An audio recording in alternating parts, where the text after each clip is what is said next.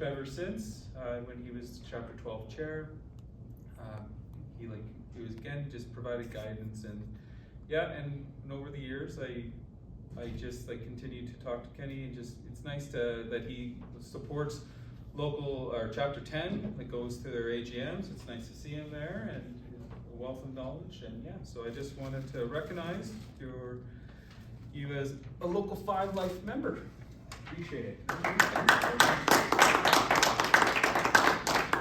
And keeping with the tradition, since you were originally the part of the band, here's a golden kazoo for you awesome. too. Yep. And I never leave home without one. yeah, The kazoo. kazoo. Probably one of the first ones. Thank you very much. And a shirt. Yep. Awesome. Yeah, thank you very much, all. Yeah, it historically how this happened was, believe it or not, conventions growing, delegate numbers have grown. My first convention was '99. That's when I first became the chapter chair of chapter 10, and I rolled into the city, and it was held in that where they have the hospitality room now was where convention was being held. And I showed up as a young kid then, still young in mind, and they started singing the Solidarity Forever and started pumping their fists. And I was like, what am I into here? I was like, so one of our old treasurer at the time, Wayne Bowles, he was there, and we started pretending we were playing something along, and I said, we all started talking to our caucus, and we said, we think we need kazoos. So in 2000, I rolled in, I was on the kazoo committee and picked up a bunch of plastic kazoos.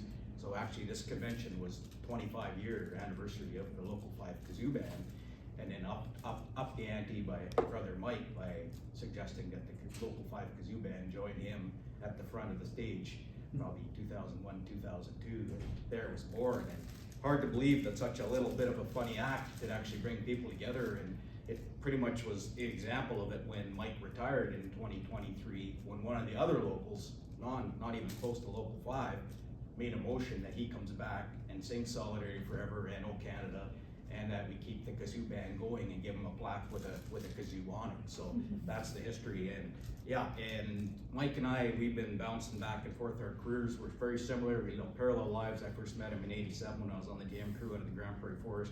He was a ranger up in Valley View, and then we became compliance officers. And the next thing you know, we were fellow Bruise brothers. I took my knee out in a motorbike accident in August 27th, 2015. 4 years later to the exact date, Mike did it in fine charm. 4 years, the exact date, same right knee at Goldeye at the kids AUP kids camp, slipping off the dock, taken from early morning polar swim. So we got that in common. And he was kind of the same as he spoke about. It's kind of leading in, well, you're here now, this is what you got to do.